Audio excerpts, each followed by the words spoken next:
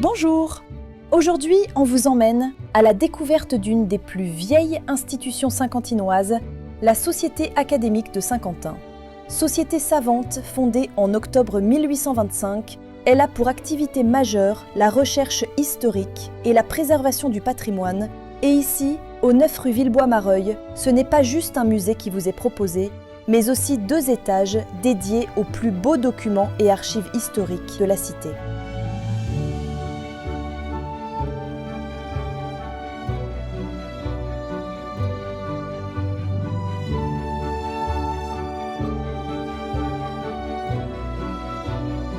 « 200 ans, c'est là où a été créé par un groupe de personnes de l'époque de 1825, qui se sont associés et puis qui ont monté cette association.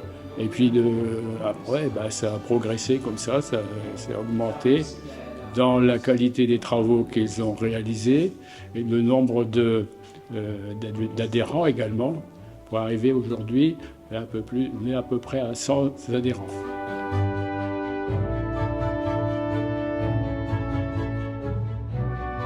Emmanuel Lemaire, ça a été aussi un grand président.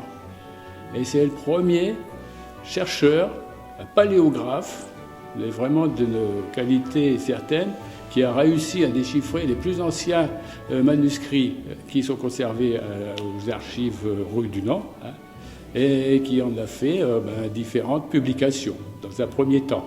On a le livre rouge, qui est là dans la vitrine, qui est de la main Emmanuel Lemaire. Et puis après ça c'est en 1885, c'est assez récent. Après, un peu plus tard, 1891, il y a eu le tome Archives anciennes de la ville de Saint-Quentin qui n'était pas comprise dans le livre rouge original. Donc tome 1, 1888, tome 2, 1912, et tome 3 qui devait paraître à la mi-1914. Et donc c'est à ce moment-là que malheureusement Emmanuel Lemaire est décédé. Et son tome 3, qu'il avait mis en route, qui est ici, n'a pas été fini. Alors ça, on le garde précieusement, parce que c'est un témoin de l'histoire. S'il avait été fini, on n'en parlerait pas, mais là, c'est quelque chose qu'on peut mettre en exergue. Alors il est bien certain qu'à cette époque-là, ce que vous avez là, le livre rouge, c'était quand même un volume assez conséquent. C'était pas à la portée de toutes les bourses. Donc c'était quand même une époque où les érudits, si vous voulez, en matière d'écrit, dominaient le pavé.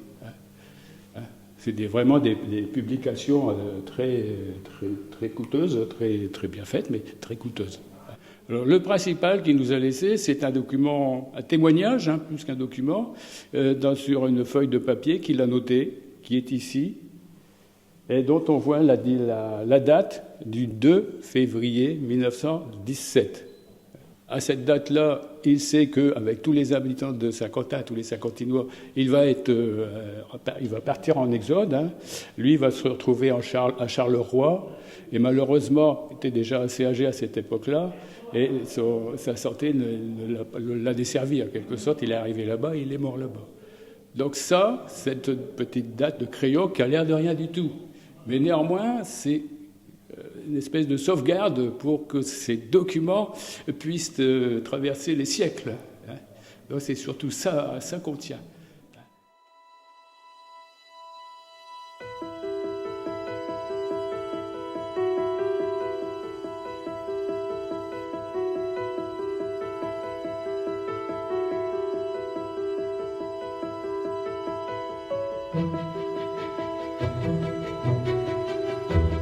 Alors on a des choses encore très surprenantes ici.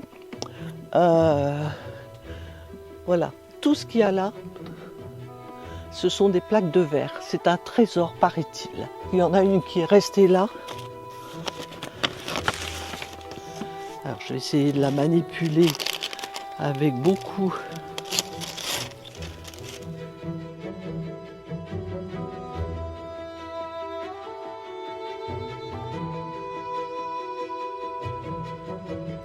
Alors ici, j'ai les archives qui remontent ici En gros, c'est qu'elles n'ont pas pris place dans la belle bibliothèque du Castel en bas parce qu'on manque de place.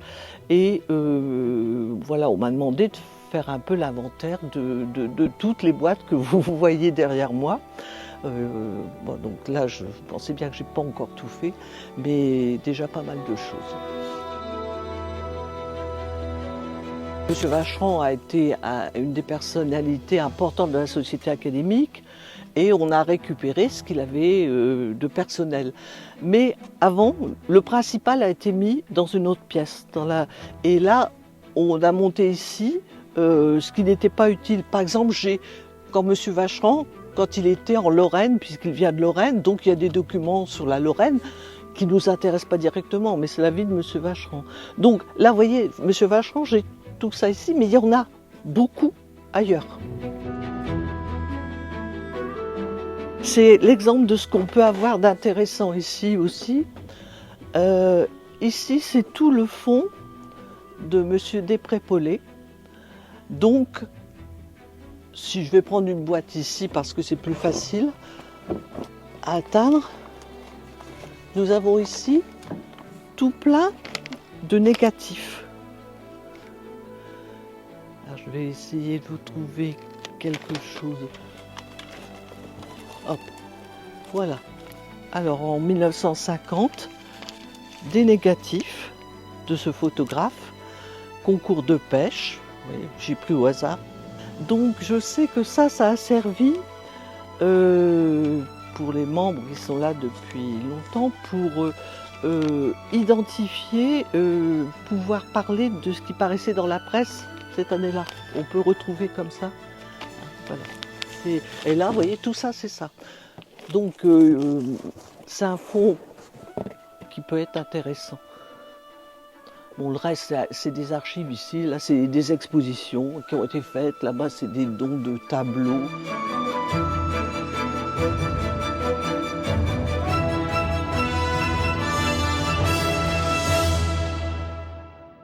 Les documents de Mme Séverin, ça se présente dans des pochettes comme ça. Hein. Donc imaginez la boîte avec tout plein de pochettes faites avec des couvertures de presse. Hein. Donc là c'est des articles de presse qu'elle avait mis de côté pour quand elle a fait le livre sur l'école de la Tour, l'école de dessin. Donc c'est une conférence qui a abouti à un livre après fait en 1993 de mémoire. Et en gros, ce livre, voilà, dans la presse, on en a beaucoup parlé. Hein, et donc, Madame Séverin a gardé. Ce sont ses documents. Alors, elle était surtout portée... Elle a traité tous les sujets, vraiment tous les sujets. Elle a fait à peu près une 60aine de communications. Il n'y avait pas de photocopieur. Elle recopiait tout à la main, sur des feuilles et de brouillons. Et quand un sujet lui plaisait, elle faisait une conférence. Alors, il y a eu les courses hippiques, il y a eu l'aéroclub de Roupie, les premières manifestations. Voilà, elle a parlé de tout.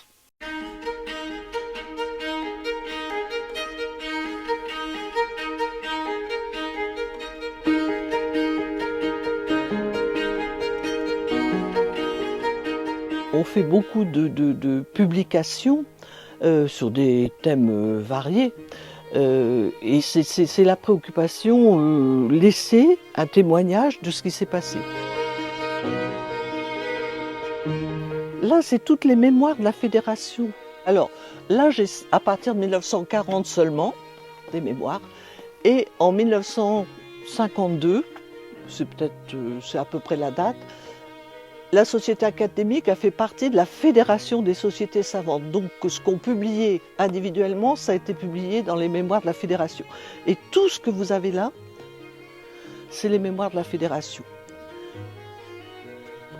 Là, j'ai sorti un exemplaire de ce qui est paru en gros depuis 50 ans, puisqu'on va éditer bientôt un livre sur les dernières 50 années de la Société académique et la vie locale associée à ça. Voilà, donc ça c'est d'une richesse incroyable. Alors moi je suis arrivé au mois de novembre l'année dernière. Je suis plutôt dans les 3 conflits, les 3 derniers conflits. Et donc je dois ouvrir les dossiers, les comprendre, les classer, les répertorier et ensuite trouver des mots adéquats pour que tout cela soit mis en informatique. Moi je suis heureux là, je suis un ras de papier, un ras de poussière parce qu'il y a quand même des ouvrages ou des papiers qui n'ont pas bougé depuis des années.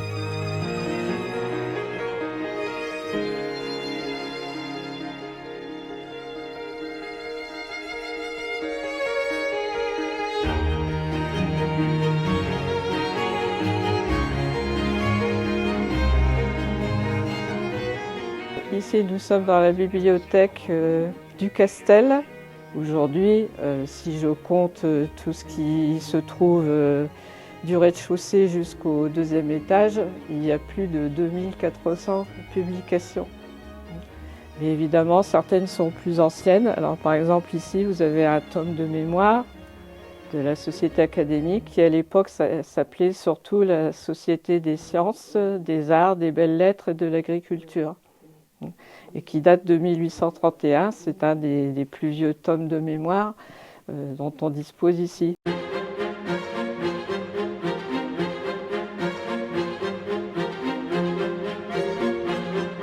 Ici, sur les 2 portes suivantes, sur les étagères, vous avez des livres très anciens, des livres qui concernent aussi bien l'histoire politique que religieuse que économique de Saint-Quentin, plutôt dans les siècles précédents. Et ici, vous avez tout un rayonnage avec des livres qui concernent davantage Saint-Quentin ou des personnalités soit de Saint-Quentin, soit de l'Aisne. Ici, vous avez des livres rédigés par d'anciens professeurs de Saint-Quentin, Madame Chiette et son mari qui était très connu aussi. En réalité, ici, vous n'avez qu'une part infime des livres. Vous en avez maintenant du musée au rez-de-chaussée jusqu'au 2e étage que j'essaye de classer par thème, par région éventuellement. Vous avez au 2e étage tout un rayonnage sur les régions de la Picardie, le Vimeux, le Ponthieu, l'Amiénois, etc. Donc j'essaye aussi de regrouper un petit peu les différents livres qui arrivent sans arrêt.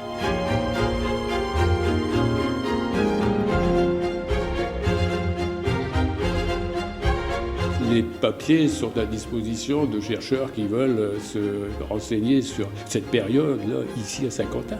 C'est pas une chose qu'on garde un petit peu jalousement, quoi. Depuis 1825, les bénévoles de la Société académique récoltent, trient et classent les pépites historiques de Saint-Quentin. Certains sont même devenus de vraies figures emblématiques de la cité.